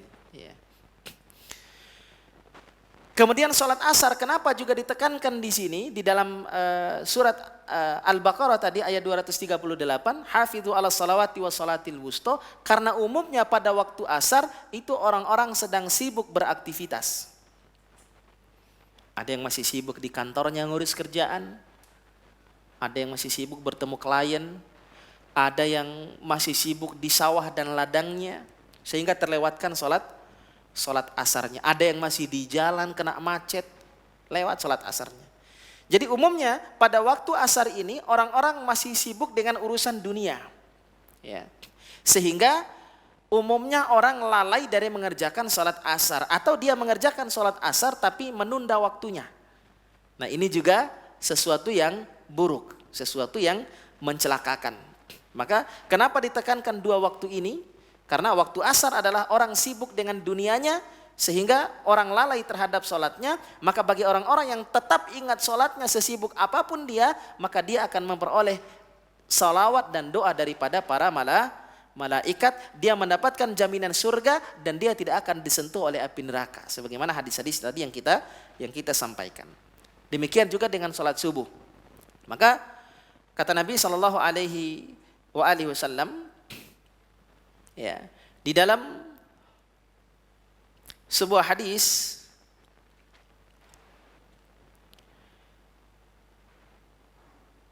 yang diriwayatkan oleh Imam Muslim dari sahabat Abu Hurairah radhiyallahu taala an, laisa salatun asqala 'alal munafiqina minal fajr wal isya. Salat yang paling berat bagi orang-orang munafik itu adalah salat isya dan salat subuh. Jadi salat subuh dan salat isya itu adalah salat yang paling berat bagi orang-orang munafik. Kenapa? Karena salat isya itu umumnya capek pulang. Kalau asar masih sibuk dengan urusan kerjaan, kalau isya kadang masih di jalan sebagian, kadang begitu sampai rumah sudah capek, lelah, ketiduran, enggak salat isya. Ya. Salat subuh kenapa berat? Masih tidur juga, belum bangun. Ya. Maka salat yang paling berat bagi orang-orang munafik itu adalah salat subuh dan salat isya. Ya. Maka orang-orang yang salat subuh berjamaah dan salat isya, maka dia terbebas dari sifat nifaq. Walau ya'lamuna ma fihima, kalau seandainya mereka tahu keutamaan dua salat itu, la atauhuma walau habwan, maka pasti mereka akan mendatanginya meskipun dengan merangkak. Meskipun dengan merangkak, karena keutamaan dua waktu salat itu, yaitu salat subuh dan salat asar. Justru kedua waktu salat ini masjid sepi biasanya. Lebih banyak salat maghrib. Kemudian kata Nabi SAW, laqad hamamtu an amural muazzin fayuqima summa amura rajulan ya ummun nas. Aku ingin sekali untuk menyuruh seseorang muazzin, mengumandangkan azan dan iqamah sehingga sholat dilaksanakan, lalu aku suruh orang lain untuk mengimami sholat, karena biasanya yang mengimami sholat itu adalah Nabi SAW. Tapi saya sangat ingin, kata Nabi SAW, saya suruh orang untuk azan, lalu iqamat, lalu sholat, dan saya suruh orang lain untuk mengimami sholat. Bukan aku yang mengimami, tapi orang lain. bukan Nabi sallallahu alaihi wasallam. Lalu kemana Nabi sallallahu alaihi wasallam? Kata Nabi SAW, "Summa akhudha syu'alan min narin fa uharriqu ala man la yakhruju ila salati ba'd." Ya. Kata Nabi sallallahu alaihi wasallam, kemudian aku pergi menyalakan api untuk membakar orang-orang yang tidak keluar untuk salat berjamaah di waktu subuh. Ya. Jadi orang-orang yang enggan salat subuh berjamaah di masjid. Jadi ingin sekali Nabi suruh orang lain untuk mengimami salat, lalu Nabi membawa api lalu membakar membakar rumah orang-orang yang meninggalkan salat subuh. Ya. Bahkan ada salah seorang sahabat yang ketinggalan waktu salatnya. Ketinggalan waktu salatnya karena sedang sibuk bersama istrinya, mungkin pengantin baru. Kemudian dia merasa bersalah, merasa berdosa, lalu melaporkan kepada Nabi sallallahu alaihi wasallam. Kemudian Nabi SAW mengatakan, engkau gantilah gagang pintumu itu. Maksudnya ganti aja istrimu yang melalaikanmu dari salat berjamaah. Ya, jadi istri kalau sudah bangun maka tugasnya adalah membangunkan suami untuk salat berjamaah subuh di masjid. Jadi bangunkan, ya. Jadi saling mengingatkan antara suami dengan istri, terutama istri mengingatkan suami untuk sholat subuh berjamaah di masjid. Ya. Jangan tidak dibangunkan suami. Nanti sama-sama solehah sama suami nanti. Ya. Bukan suami soleh tapi solehah. Ya. Jadi ini diantara keutamaan sholat subuh dan sholat asar. Ya. Maka banyak juga keutamaan-keutamaan yang lain yang dijelaskan oleh Nabi Sallallahu Alaihi Wasallam di dalam hadis-hadisnya tentang keutamaan sholat subuh, terutama secara berjamaah. Ya. Di sini dijelaskan ada beberapa faidah sholat fajar secara berjamaah. Ya. Di antaranya ad-dukhulu fi dhimmatillah. Dia akan orang yang dijamin oleh Allah Subhanahu wa ta'ala, mendapatkan jaminan dari Allah Subhanahu wa ta'ala. Sebagaimana sabda Nabi dalam hadis riwayat Imam Muslim, "Man shalla subha fahuwa fi dhimmatillah." Siapa yang salat subuh berjamaah, maka dia berada di dalam lindungan Allah Subhanahu wa ta'ala, ya. Kemudian di antara keutamaan yang lain bagi orang yang salat subuh berjamaah, yaitu seperti orang yang salat semalam suntuk. Ya. Ajur qiyamil lail, seperti pahala orang yang salat semalam suntuk. Sebagaimana hadis riwayat Imam Muslim dari sahabat Utsman ibnu Affan radhiyallahu taala an, Nabi SAW bersabda, "Man shallal isya'a fi jamaah faka'annama qama nisfal lail." Siapa yang salat isya berjamaah, seolah-olah dia seperti salat separuh malam. Berarti masih separuh. "Wa man shalla subha fi jamaah faka'annama shallal laila kullah."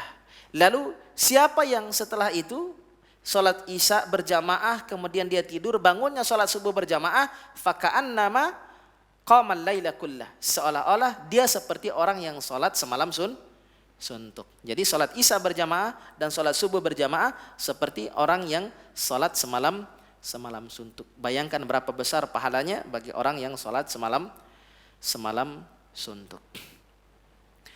Kemudian keutamaan yang lain, orang yang melaksanakan salat subuh berjamaah seperti pahala orang yang haji dan umrah. Biasanya hadis ini dijelaskan atau disebutkan ketika kita menjelaskan tentang keutamaan orang yang salat sunnah syuruk ketika terbit matahari.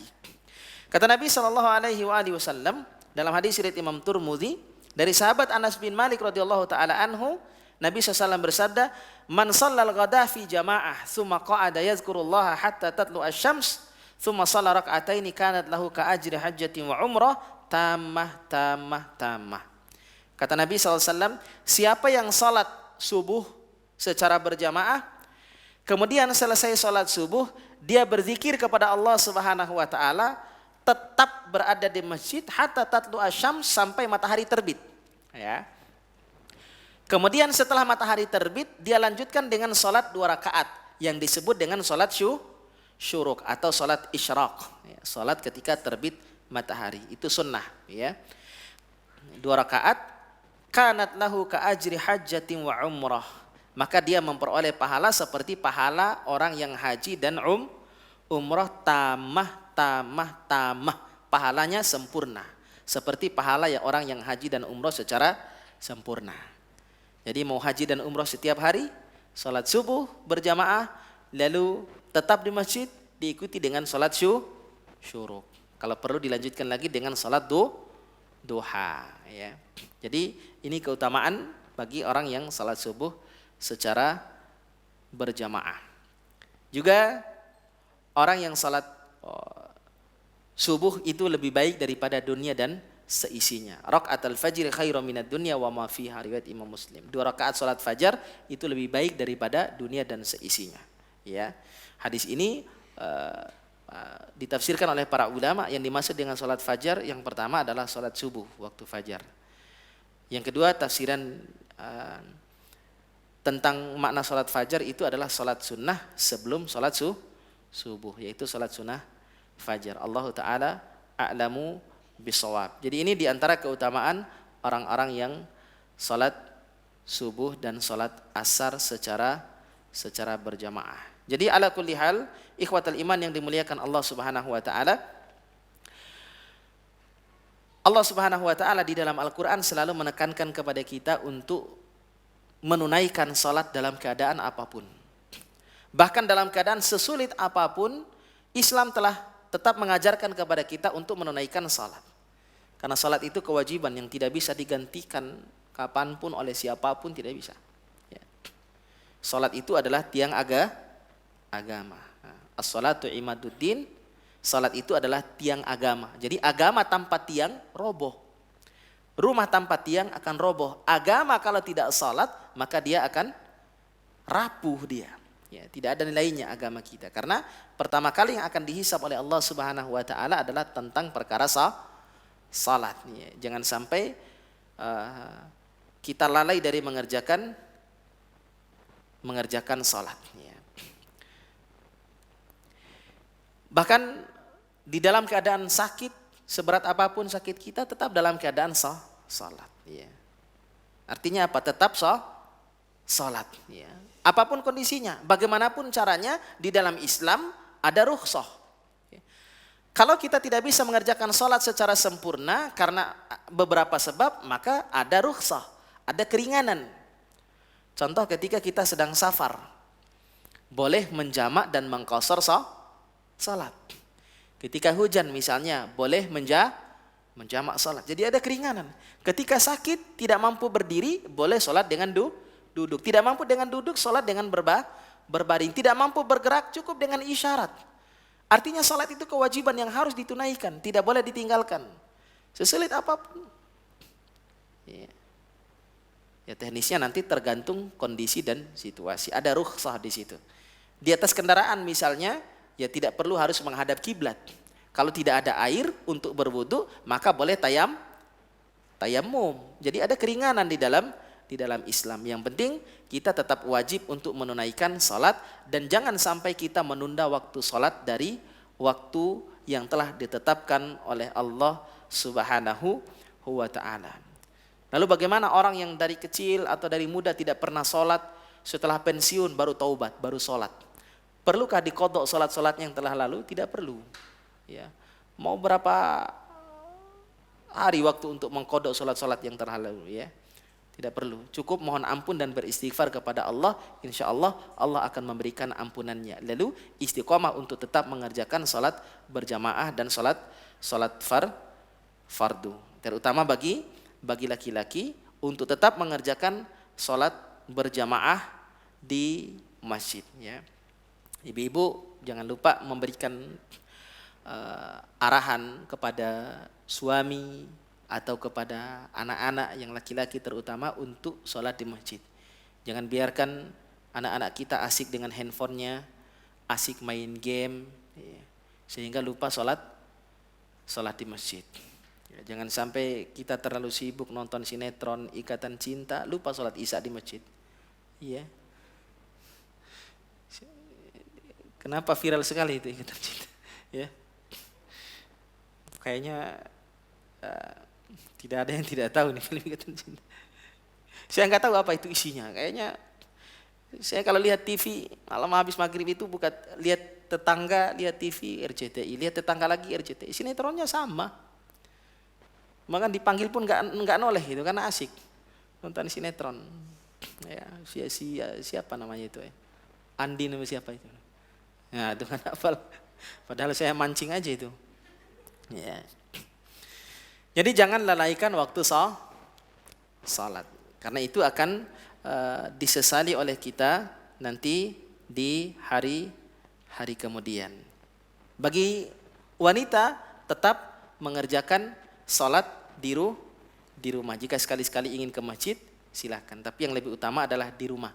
Pahalanya juga memperoleh pahala yang sama dengan yang diperoleh oleh laki-laki, bahkan lebih baik daripada pahala yang diperoleh orang laki-laki. Ustadz, ada orang-orang yang mudah sekali menjamak sholat duhur asar dengan alasan sedang bepergian, padahal perginya masih dalam kota dan masih mudah mencari masjid. Bagaimana Ustadz? Taib. Jadi sekali lagi, jamak atau qasar itu adalah sebuah rukhsah. Ya. Sebuah rukhsah. Ya. Innallaha yuhibbu ayyukhadha rukhasahu kama yuhibbu ayyukhadha furudah.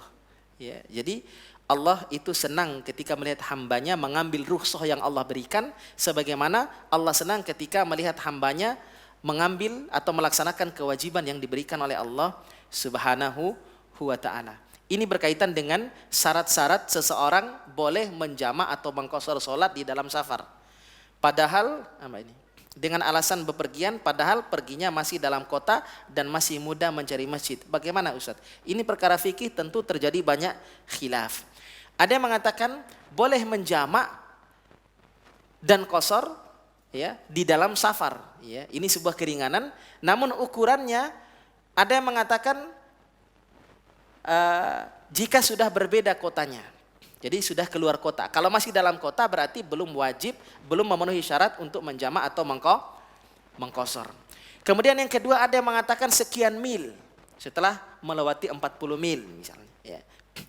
Ada yang mengatakan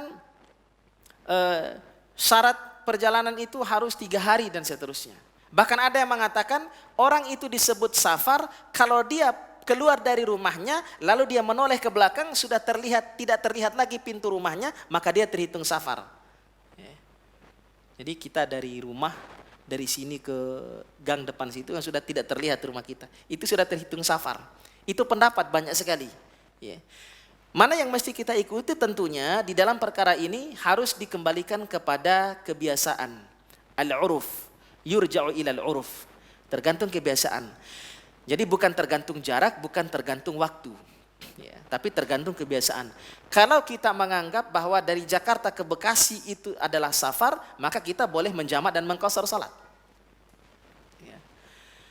Ataupun orang yang bepergian selama setahun keluar daerah, misalnya tugas di Kalimantan selama setahun, maka selama setahun itu boleh dia menjamak dan mengqashar salat selama dia tidak berniat untuk bermukim di Kalimantan. Jadi tidak hanya terbatas pada 3 hari saja. Jadi itu pendapat. Jadi tergantung kita mau mengambil yang mana. Tapi saya secara pribadi setuju dengan apa yang disampaikan melalui pertanyaan ini supaya tidak terlalu bermudah-mudahan di dalam urusan ini. Apalagi di zaman kita hari ini mudah sekali untuk menemukan masjid dan tempat sholat. Ya, berhentilah sebentar untuk sholat tidak mengapa. Meskipun boleh jamak dan qashar di dalam bersafar. Apalagi ini masih dalam kota, ya, jadi tidak termasuk safar. Ya. Apalagi kita masih mudah mencari masjid. Apalagi waktu zuhur dengan asar ini jaraknya jauh sekali. Ya. Masih lapang sekali waktu kita untuk mencari masjid tempat beribadah. Kita dalam kendaraan misalnya berhentilah sejenak untuk sholat tepat waktu. Meskipun boleh jamak dan boleh qashar misalnya ketika kita bepergian.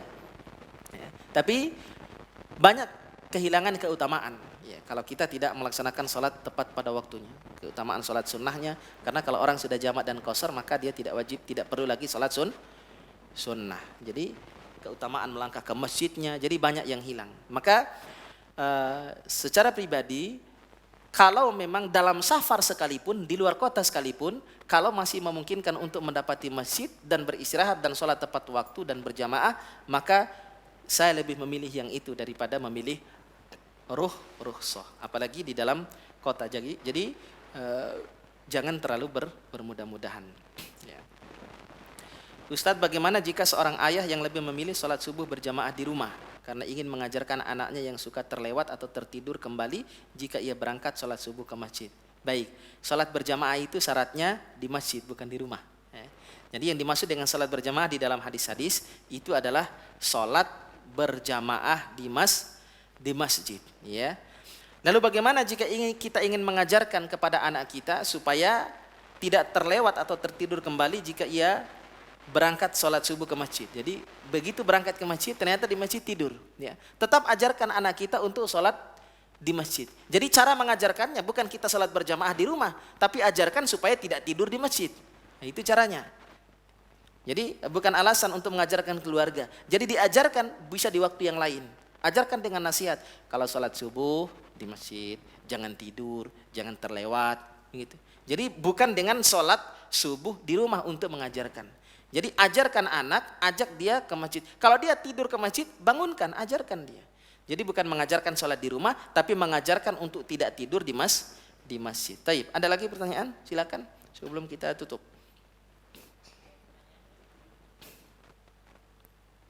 Gak ada ya? Jangan tanya ikatan cinta, saya nggak hafal. Taib. Alhamdulillah saya nggak suka nonton TV. Ada? Silakan. Kasih mic aja.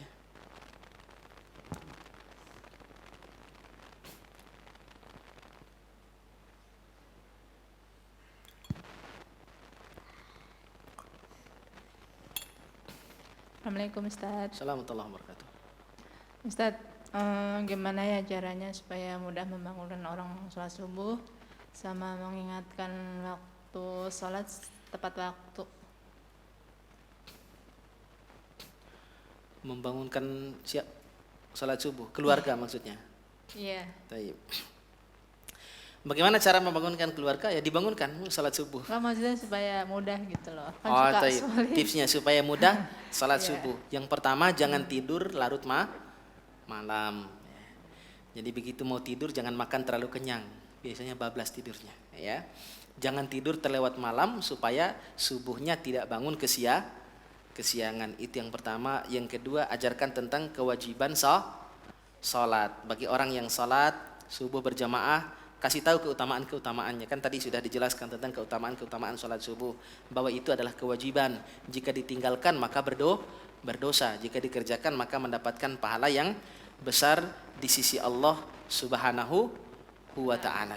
Jadi dengan memberikan pendidikan agama kepada keluarga kita, kepada suami, kepada istri, kepada anak-anak, supaya tetap bangun di waktu subuh dan biasakan sedari kecil.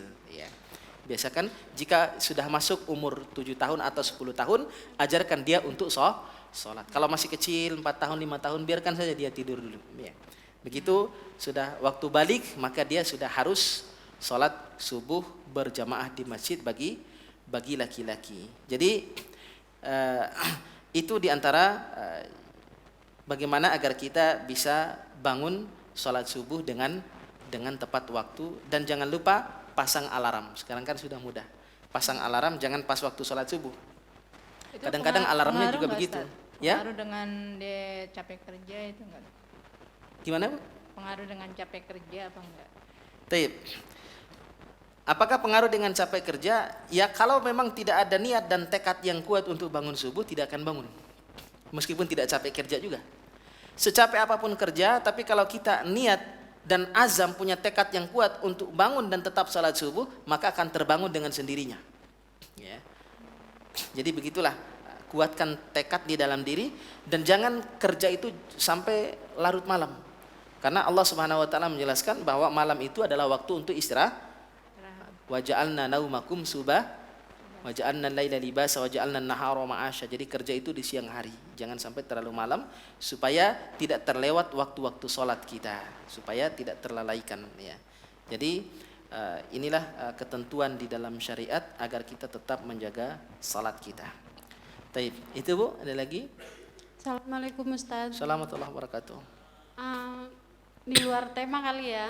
Iya, Mau silakan. nanya tentang teman, maksudnya kita kan berteman di majelis taklim, tapi kadang nggak tahu nama satu persatu gitu kan. Tapi kenal setiap hari. Kemudian salah satu dari teman kami ada yang meninggal. Nah, terus saya kirim doa untuk dia gitu kan. Atas nama yang saya kenal, misalnya anaknya gitulah ya. Itu sampai nggak itu Ustaz? Taib. Jadi banyak kita ya yang sudah lama kenal, sudah lama bergaul, tidak tahu nama. Iya, tidak tahu nama aslinya gitu. Iya, benar. Saya juga kemarin ada yang menghubungi untuk khutbah Jumat. Namanya si Fulan disebutkan oleh dia. Iya. Ternyata setelah saya ketemu loh, kita ketemu tiap hari rupanya tapi baru tahu nama. Ya. Namanya Taib. nggak tahu. Kalau tidak tahu nama, boleh mengirim doa dengan nama yang kita tahu. Dengan kunyah, dengan nama anaknya berarti Iya. Ummu Fulan atau ibunya si Fulan boleh. Bahkan kalau tidak tahu namanya sama sekali, ya Allah, Allahumma ghfir laha. Niat kita adalah untuk orang yang kita kenal itu. Iya. Untuk orang si fulana itu meskipun tidak menyebutkan namanya. Bahkan cukup hanya dengan menyebutkan domir, Allahumma ghfir laha. Jadi tidak perlu menyebutkan nama, asalkan niat kita untuk si fulan, maka itu pasti sampai karena Allah tahu apa yang ada di dalam niatan manusia. Jadi insya Allah doanya pasti sampai kepada Allah Subhanahu wa taala. Baik, ada lagi? Makanya perlu kenalan. Kalau ketemu itu salaman, kenalan, karena itu akan mempererat ukhuwah, akan menambah kasih sayang.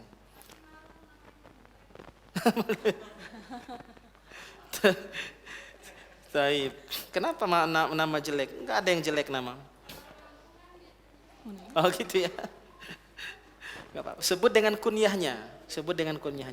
Enggak usah malu. Kemarin ada anak di Banjarmasin yang lahir itu, yang lahir di tengah banjir, namanya Siti Nur Al-Banjiriyah. Udah baca belum beritanya? Namanya Siti Nur Al-Banjiriyah, nggak tahu maksudnya apa itu. Nanti kalau lahir pas longsor, Siti Nur Al-Longsoriyah itu. Nanti baca di media sosial ada itu, namanya Siti Nur Al-Banjiriyah. Jadi kasih nama itu dengan nama yang baik supaya diingat, supaya dikenang dan didoakan. Karena nama itu adalah doa. Memang rata-rata orang kampung juga, orang di kampung kita ya begitu namanya. Ya. Banyak yang lucu. Jadi tidak perlu malu, nggak apa-apa, tidak perlu malu. Yang penting pribadinya soleh, pribadinya baik, nggak usah. Atau ganti aja nama dengan yang lebih baik atau yang lebih islami dengan Abu siapa gitu kan. Apakah orang yang masih punya wudhu kemudian ia makan pete atau jengkol, apa harus berwudhu kembali jika ingin sholat? Yang pertama, ya jangan makan pete jengkol dulu. Sabar. Ini kesukaan saya juga nih, pete sama jengkol. Jadi yang kedua, dia tidak membatalkan wudhu. Kalau membatalkan wudhu baru wudhu kembali. Jadi kalau pete, jengkol, kemudian bawang merah itu sifatnya hanya makruh ketika sholat. Jadi tidak perlu berwudu kembali. Jadi bahkan ketika orang sedang dalam perjalanan tidak mendapati air, ternyata dia tayamum sholat. Setelah dia sholat, tiba-tiba dia dapat air, nggak perlu wudu lagi, nggak perlu sholat lagi. Itu sudah cukup. Jadi yang ini pun demikian. Jadi makan pete, makan jengkol itu tidak perlu berwudu kembali jika ingin sholat. Tapi mau berwudu lagi, kalau mau sholat lagi juga silahkan. Misalnya habis maghrib, wudu kita belum batal, tapi kita khawatir jangan-jangan batal atau tidak sengaja, maka sholat isya juga wudu kembali tidak masalah. Namanya memperbaharui wudu, tajdidul wudu, boleh. Taib, ada lagi? Cukup? Silakan. Ya, Assalamualaikum warahmatullahi wabarakatuh. Assalamualaikum warahmatullahi wabarakatuh. Yang saya mau tanyakan, sampai di mana batas seorang ibu atau istri membangunkan suami untuk sholat subuh? Taib. Maksudnya batasan apa ini?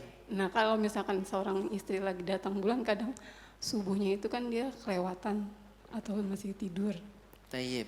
Nah kalau suami itu kalau nggak dibangunin, dia juga ikut lewat gitu. Kadang saya sampai ngerenas, ya Allah dia nggak bangun gitu. Iya. Sampai anak-anak juga nggak bangun juga gitu. Iya. Tayyib. Iya. Bagaimana cara membangunkannya? Ya kita juga usahakan meskipun sedang istihadah, sedang tidak sholat, usahakan juga bangun subuh-subuh, bangun sebelum subuh. Tujuannya juga untuk membangunkan keluarga, selain untuk mengurus rumah dan mempersiapkan hidangan untuk suami ketika bangun. Jadi bangunkan sampai dia tersadar. Sampai dia tersadar. Kalau kita sudah bangunkan dia marah-marah, udah tinggalin saja. Yang penting tugas kita adalah membangunkan. Daripada dia ngamuk, dia pukul kita, ya sudah. Berarti memang iblisnya masih banyak tuh. Syaitonnya masih banyak tuh, ya. Telinganya masih dikencingi oleh syaitan, ya. Jadi itu saja yang mudah tadi, pasang alarm. Jadi kalau laki-laki yang tidak sadar dan memang bawaannya malas, mau dibangunkan seperti apapun, ya tetap susah.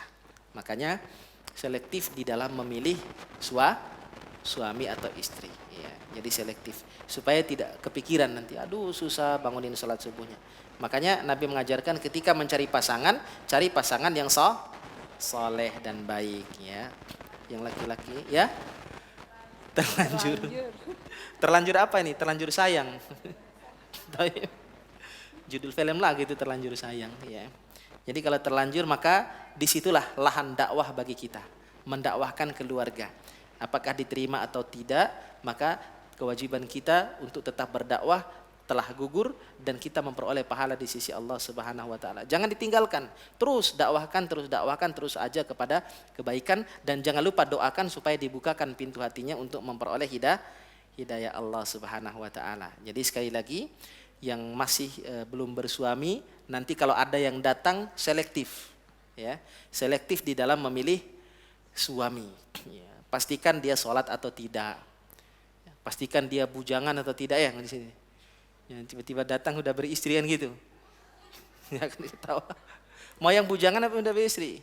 Yang bujangan, ya. Cari yang bujangan. Bujangan, ya. Cari yang bujangan, ya. Taib.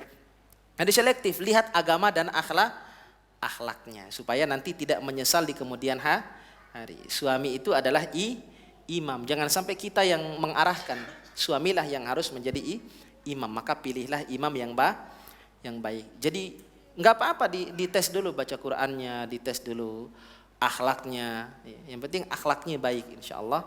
Yang lainnya nanti akan ikut menjadi baik, insya Allah. Apalagi adik-adik nanti sudah hafizah, masya Allah. Datang laki-laki, enggak usah tanyakan udah hafid atau belum, enggak usah tanya udah hafid atau belum. Yang penting akhlaknya bagus, agamanya baik, dikenal baik, yang enggak perlu ustadz juga, ya.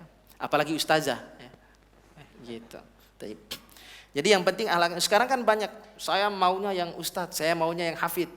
Yang laki juga begitu, saya maunya yang hafidhah, saya maunya yang macam-macam. Jadi carilah yang akhlaknya baik, insya Allah. Kan dulu ada kisah, seorang perempuan datang laki-laki melamarnya yang belum hafal Quran, bahkan belum hafal sama sekali meskipun 1 juz. Padahal yang wanita ini sudah hafizah. Begitu menikah, ketika datang itu perempuan nggak menanyakan sudah hafid atau belum, ya. Tapi begitu mereka sudah menikah, teruslah dibimbing suaminya. Ayo kita hafal Quran sama-sama mulai dari nol. Mulai dari nol sampai sama-sama berdua mulai dari awal sampai dua-duanya menjadi hafid dan hafidhah. Kemudian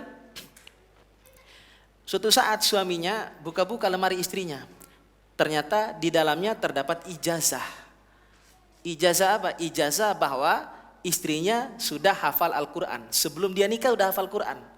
Luar biasa istrinya itu. Dia tidak mengatakan bahwa dia sudah hafidhah. Kenapa? Karena menjaga perasaan laki-laki supaya tidak minder.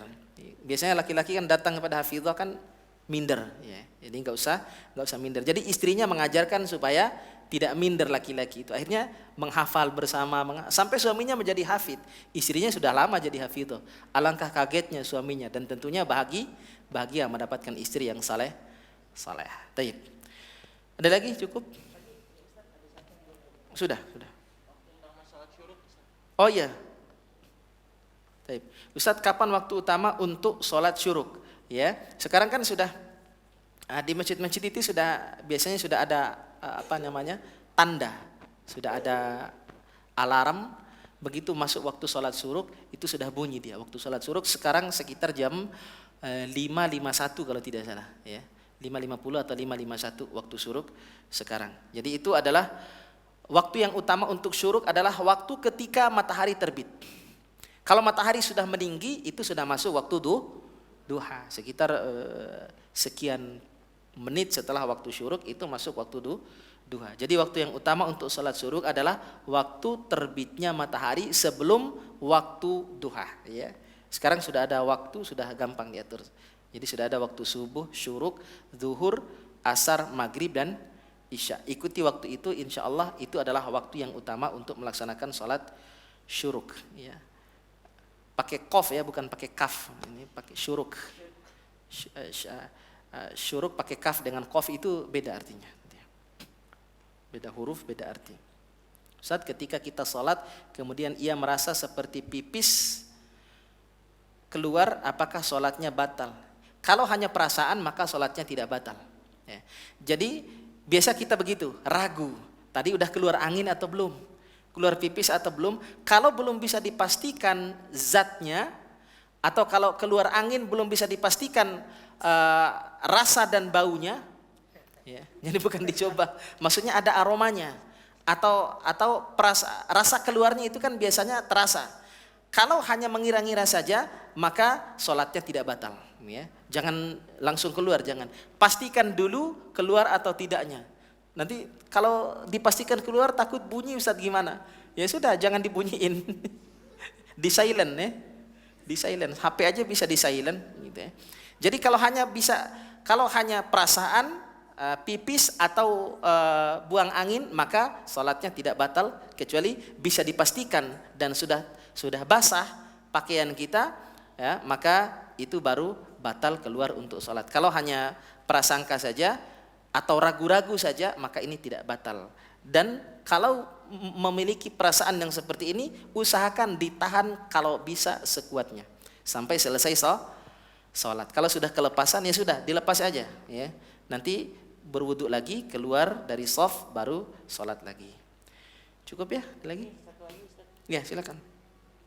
Ustadz, jika ada wanita yang menolak untuk dijodohkan karena merasa laki-lakinya belum berilmu seperti dirinya, bolehkah Ustadz? Boleh-boleh saja, ya. Boleh-boleh saja, ya. Maksudnya karena sekali lagi seperti yang saya sampaikan tadi, selektif di dalam memilih suami, terutama di dalam perkara agama. Karena perkara agama itu yang ditekankan. Mungkin dia tampan, mungkin dia mapan, ya. Mungkin dia mampu, tapi agamanya tidak baik, ya boleh kita tolak. Boleh, karena memang sebaiknya memang kita tolak dan kita cari yang saleh.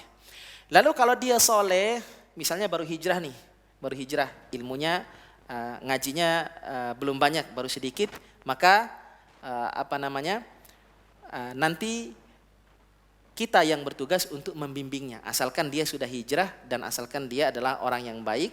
Adapun terkait dengan perkara ilmu agama, insya Allah nanti bisa belajar bersama-sama. Kalau orang tidak punya ilmu karena dia memang enggan untuk belajar ilmu agama, ya jangan diterima, ya, karena tugas seorang laki-laki itu adalah menjadi imam, dan imam itu harus memiliki ilmu, terutama ilmu agama, karena tugasnya adalah ku anfusakum wa ahlikum naro. Kalau tidak punya basic ilmu agama, maka dengan apa dia akan membawa keluarganya nanti, menjaga keluarganya dari api neraka. Ini satu ayat yang kita usahakan dengan sangat maksimal untuk kita amalkan di dalam kehidupan kita, yaitu ku anfusakum wa ahlikum naro. Tentunya dengan ilmu pengetahuan, karena surga itu hanya bisa dimasuki dengan ilmu. Surga dengan ilmu itu seperti ikan dengan air yang tidak bisa dipisahkan, ya. Jadi cari yang memiliki ilmu pengetahuan agama. Karena itu yang paling utama yang ditekankan oleh Nabi SAW, baik untuk laki-laki maupun untuk perempuan. Ya, jadi berlaku sama. Taib. Cukup barangkali. Hadanallahu wa iyyakum ajmain. Subhanakallahumma bihamdik asyhadu an la ilaha illa anta astaghfiruka wa atubu ilaik. Semoga semuanya sehat walafiat insyaallah. Ibu-ibu keluarga di rumah juga sehat walafiat. Ada yang COVID keluarga? Nggak ada ya insyaallah. Alhamdulillah, mudah-mudahan kita doakan bersama dan mudah-mudahan selalu dijaga oleh Allah Subhanahu wa taala. Ibu-ibu sehat semuanya ya. Alhamdulillah. Ya udah lama kan kita udah setahun nggak ketemu nih. Terakhir ketemu 2020 ya. Desember 2020 ketemu. Ketemu lagi tahun ini alhamdulillah. Allah berikan umur panjang yang berkah kepada kita. Jazakumullah khairan katsira insyaallah. Assalamualaikum warahmatullahi wabarakatuh.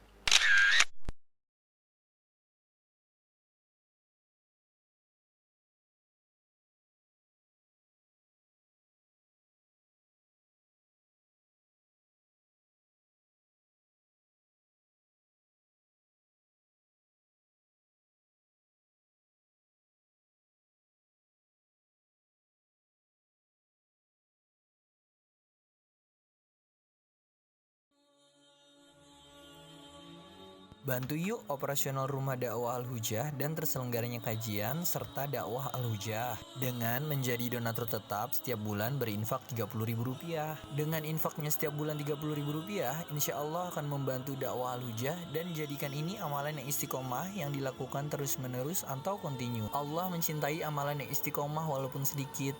Terus istiqomah setiap bulan, jangan berhenti. Karena Allah mencintai hambanya yang istiqomah. Dan insya Allah ini akan menjadi amal soleh jariah dengan menyebarnya ilmu yang bermanfaat. Yuk salurkan amalan istiqomahnya setiap tanggal 3 setiap bulannya melalui Bank Sentral Asia dengan nomor rekening 27660155554 atas nama Dedi Harveni. Dan Mandiri Syariah dengan nomor rekening 7102286299 atas nama Dedi Harveni.